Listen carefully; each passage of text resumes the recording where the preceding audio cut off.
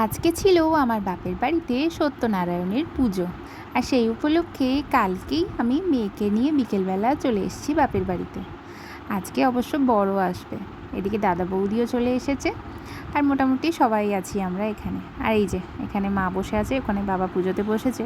আর মায়ের যেহেতু একটু কোমরের সমস্যা আছে, তাই মা ওই বেঞ্চের ওপরেই বসেছে, কারণ মায়ের নিচে বসা বারণ।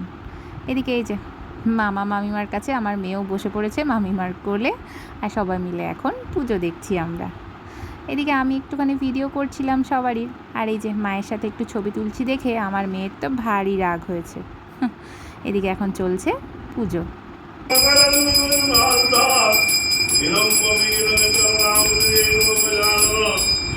ওদিকে আজকে দুপুরের মেনুতে কী হবে চলো তোমাদেরকে সেটাও ঝটপট একটু দেখিয়ে দিই। ছাতে হচ্ছে রান্না, আর আমার এই যে বাপের বাড়িতে নিচে যে ভাইরা ভাড়া থাকে তারাই কিন্তু আজকে এই রান্নার ব্যবস্থা করেছে।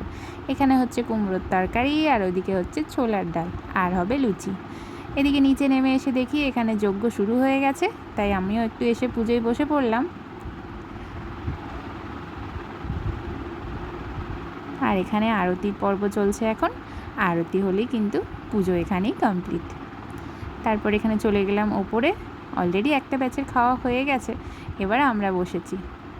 আর আমার লুচি খাওয়া শেষ, এখন বসে বসে একটুখানি ভিডিও করছি। সামনে এই যে মা বসেছে।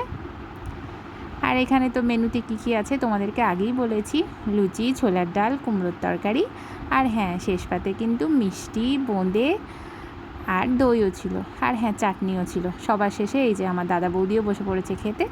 তো চলো আজকের ভিডিওটা এখানেই শেষ করছি। ভালো লাগলে লাইক করে দিও, চ্যানেলটা সাবস্ক্রাইব করে দিও। দেখা হচ্ছে অন্য একটা ব্লগে। টাটা।